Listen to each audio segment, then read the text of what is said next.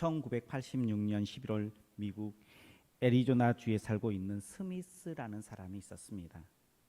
그는 보석 상인이었는데 그가 우연히 수석 전시회에 가봤는데 한 돌덩어리 앞에 15달러라고 가격이 맺혀진 돌덩이를 보고 깜짝 놀랐습니다.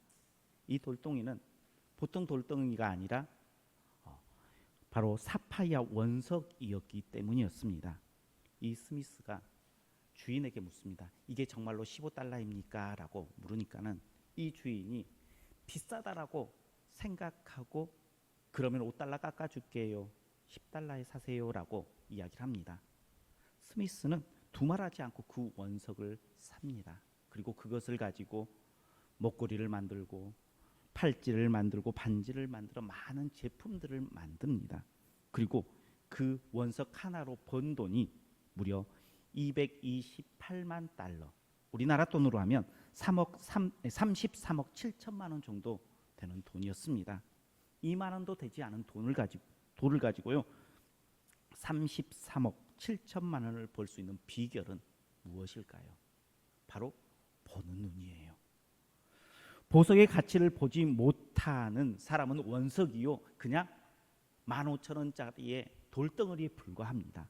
그러나 보는 눈, 가치를 보는 눈을 가진 사람은요 그 돌덩어리가요 33억 7천만 원짜리의 보물덩어리로 보여진다는 것입니다. 우리에게 하나님께서 주신 인생은 가치 없는 것이 아니라 그냥 길가의 돌멩이처럼 그냥 싸구려 인생이 아니라 33억 7천만 원 이상 하는 값비 난 인생으로 우리를 만드셨어요. 하나님의 형상으로 하나님께서 생기를 불어넣어서 존귀한 자로 하나님께서 만드셨습니다. 그럼에도 불구하고 많은 사람들은 어떻게 생각하느냐, 내 인생이 값진 인생이라고 생각하지 않아요. 그냥 싸구려 인생, 그냥 길가에 굴러다니는 그냥 가치 없는 그런 인생, 15,000원짜리의 그런 인생이라고 생각합니다. 그러나 우리의 인생은 33억 7천만 원보다 더 어마어마한 인생인 줄 믿으시길 바랍니다. 그 인생을 살지 못하는 우리의 모습을 보는 하나님의 그 마음은 어떨까요? 안타까울 거예요. 우리 옆에 분들과 함께 인사하겠습니다. 당신은 엄청난 능력의 소유자입니다.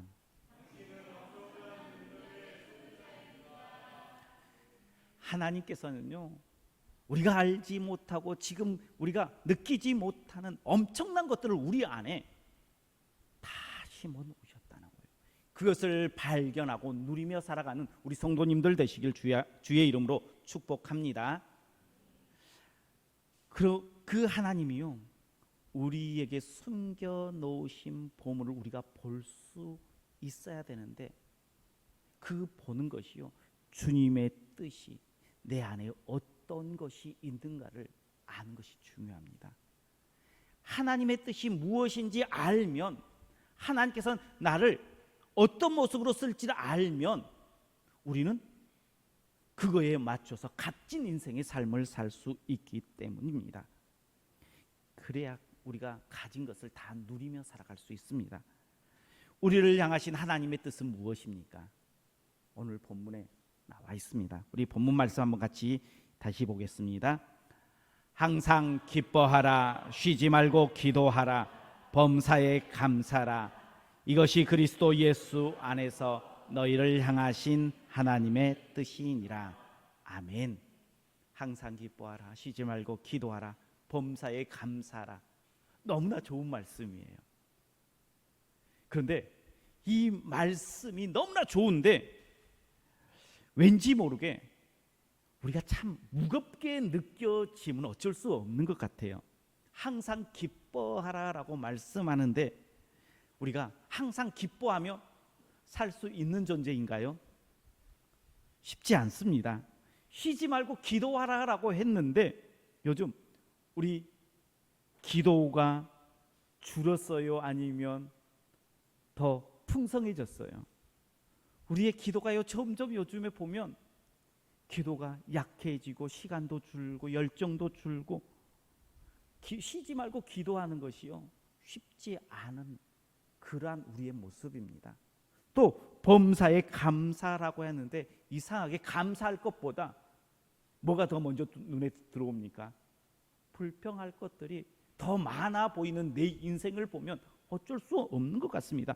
그러다 보니까 하나님의 뜻이다라고 이야기하는 항상 기뻐하라, 쉬지 말고 기도하라, 범사에 감사하라가 왠지 모르게 무겁게 느껴져요.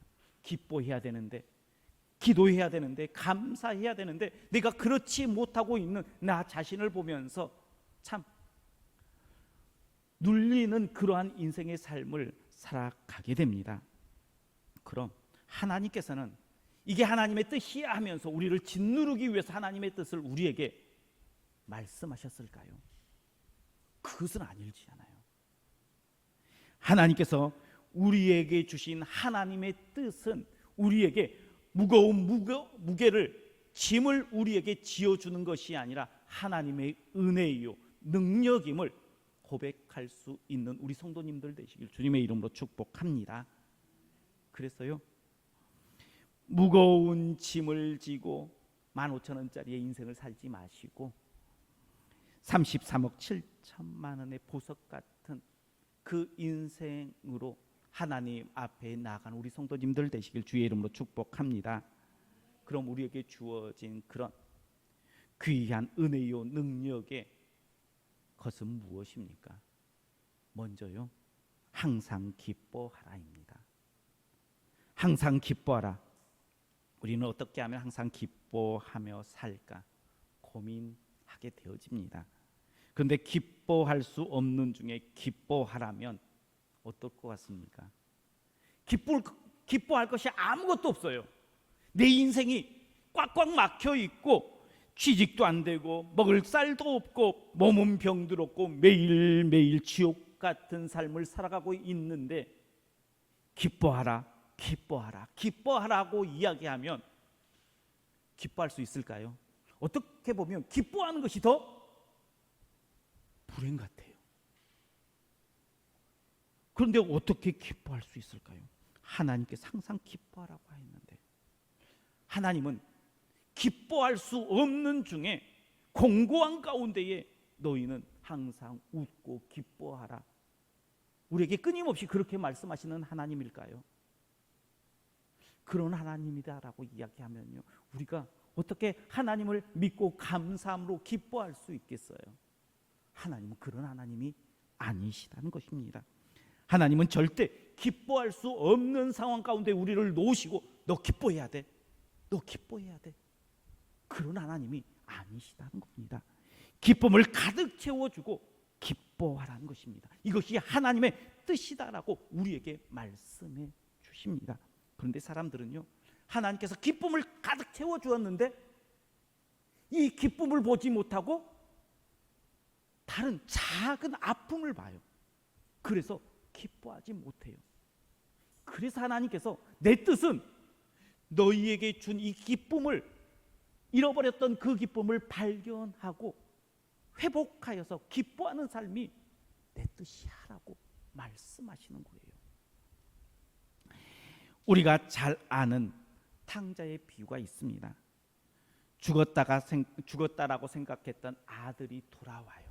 그때 아버지가 어떻게 합니까? 너무나 기뻐서요, 맨발로 뛰어나와서 얼싸안고 가장 좋은 옷으로 입히고 반지를 끼고 신발을 끼고요, 잔치를 베풉니다.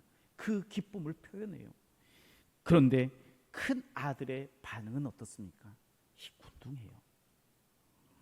죽었다고 생각했던 동생이 돌아왔어요.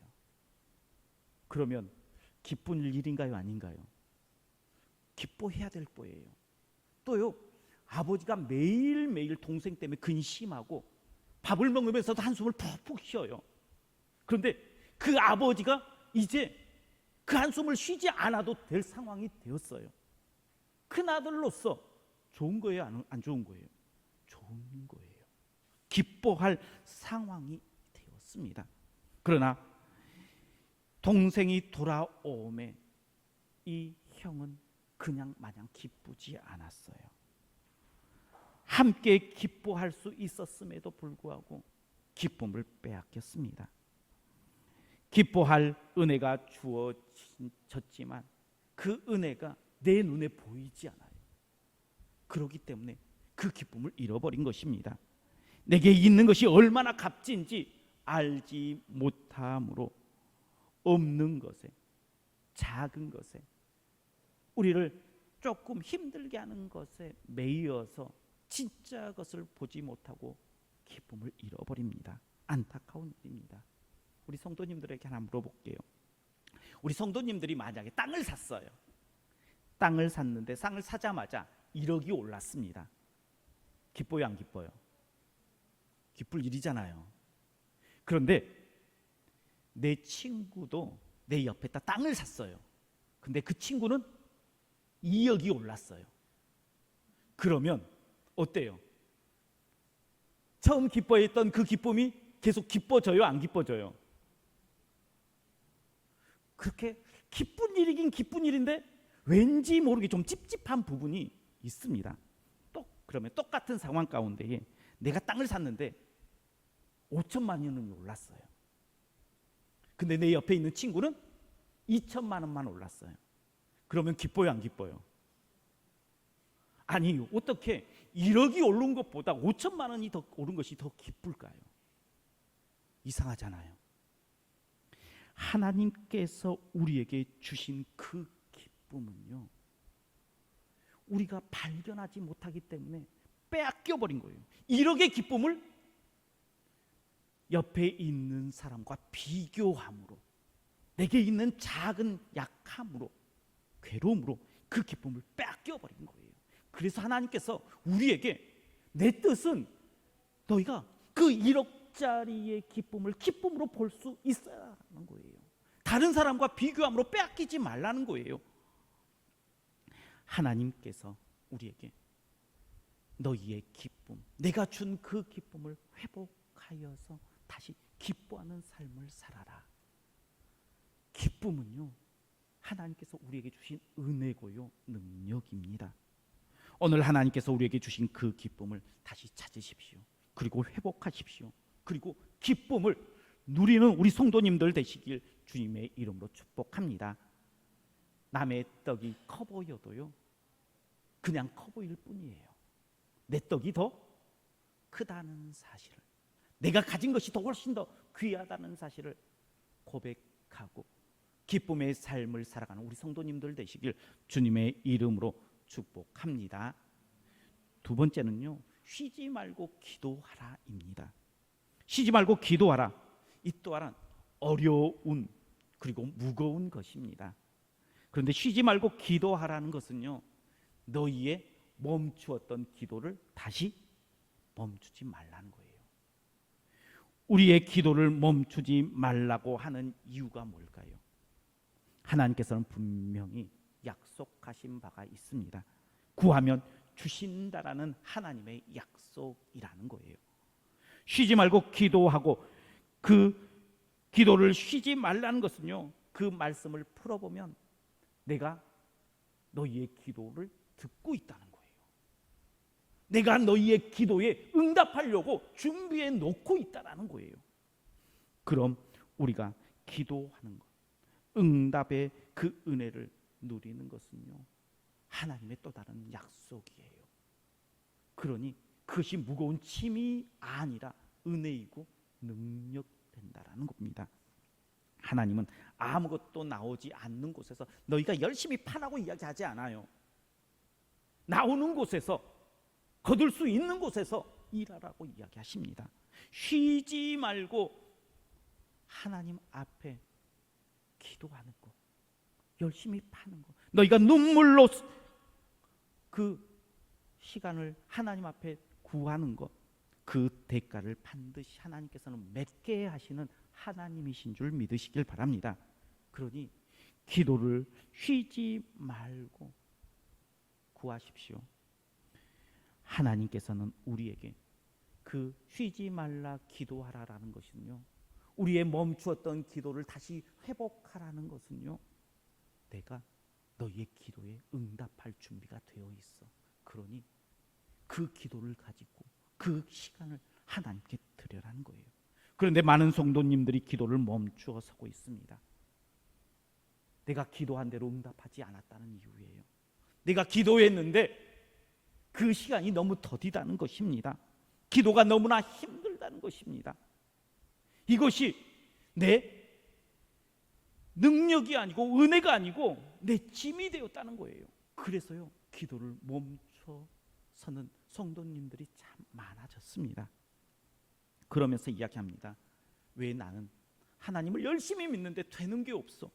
왜 자꾸만 내 어깨는 무거워지고 있는가? 라고 한탄하는 일들이 많아집니다. 멈추었던 기도를 시작하십시오. 하나님께서는 우리에게 응답해 주실 그 모든 것들을 다 갖추시고 우리의 멈추었던 기도를 기다리시는 하나님이십니다. 잃어버렸던 기도의 시간을 회복하십시오. 잃어버렸던 기도의 열정을 회복하십시오. 잃어버렸던 기도의 응답의 확신을 회복하십시오. 쉬지 말고 기도함으로, 기도를 멈추었던 것을 다시 회복함으로, 짐이 아닌 은혜의 능력으로 하나님께서 내게 주신 그 기회를 붙잡으십시오. 하나님께서는 하나님의 자녀에게 하나님의 능력으로 너희가 쉬지 말고 기도하라 말씀하십니다. 기도는 능력입니다. 그 능력을 행하시는 우리 성도님들 되시길 주의 이름으로 축복합니다. 마지막으로 범사에 감사입니다. 모든 일에 감사함으로 고백할 수 있을까요? 인생의 골리앗을 만나는 삶 버겁습니다. 원치 않은 질병, 사고의 삶 너무나 힘듭니다. 고단합니다. 그럼에도 불구하고 모든 일이 주님의 뜻 안에서 이루어지니 감사합니다 라고 우리가 모든 일에 감사해야 될까요? 우리의 머리로는 그래 맞아, 모든 것을 합력하여 선으로 이루시는 하나님이시기 때문에 이 일도 우리가 감사함으로 고백하며 감사함으로 바꿀 거야 하면서 감사해야 된다는 것 우리 머리로 알아요. 그런데 삶의 자리에서 되는가요? 안 되는가요? 쉽지 않습니다. 그럼 어떻게 해야 할까요? 어떻게 감사해야 될까요? 모든 일이 불평을 쏟아낼 만한 그러한 상황이 우리에게 닥칠 수 있어요. 원망의 상황이 우리의 삶 가운데에 만날 수 있습니다. 그때에 나를 도와줄 수 있는 사람이 아무도 없다면 그 사람은 진짜 절망에 빠질 수밖에 없어요. 그런데 만약에 그 상황 가운데 나를 도와줄 손길이 있다면 어떨까요? 그러면 감사할 수 있잖아요.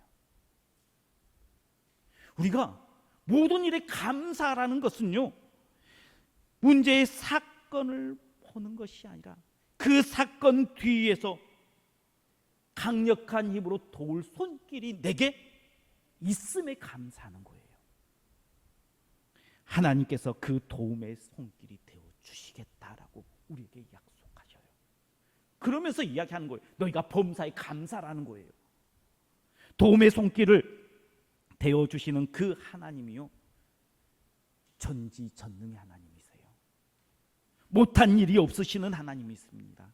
태양을 멈추시게 하기도 하고요, 달을 멈추시고요, 바람을 일게 하기도 하고요, 멈추기도 합니다. 바람과 비를 내리시기도 하는 하나님이세요.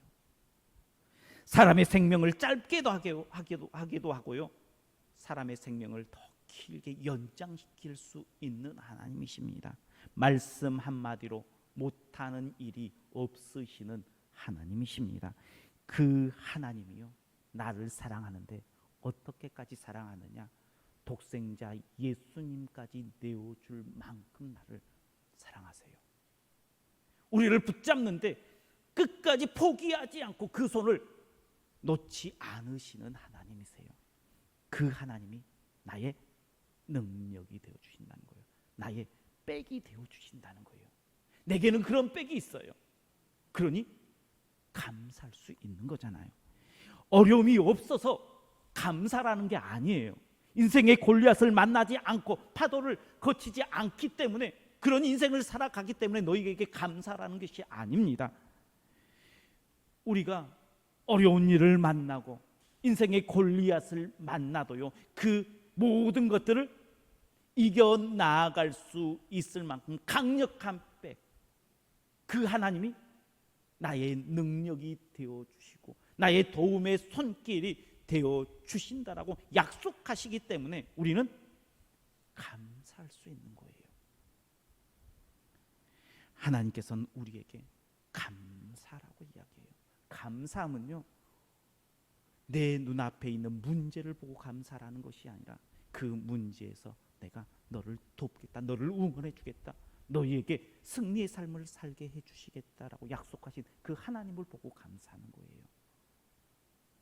우리의 삶의 자리에서 우리의 문제보다 더 크신 하나님을 바라보며 감사를 하나님 앞에 올려드리는 우리 성도님들 되시길 주의 이름으로 축복합니다. 감사는 은혜이고 능력이에요. 하나님께서는 항상 기뻐하라, 쉬지 말고 기도하라, 범사에 감사하시면서 우리에게 짐을 지어주는 것이 아니라 우리에게 은혜와 능력을 도와여 주셨습니다. 그 은혜와 능력을 가지고 우리의 삶을 살아가는데 힘들고 어려운 찌질한 인생이 아니라 하나님께서 우리에게 베풀어 주신 33억 7천만 원짜리의 인생보다 더 큰 인생으로 우리를 채워주시는 그 하나님의 능력을 힘입어서 하나님 앞에 기뻐하고 기도하고 감사의 삶으로, 그 능력의 삶으로 살아가는 우리 모든 성도님들 되시고 우리 교회가 되기를 주님의 이름으로 축원합니다.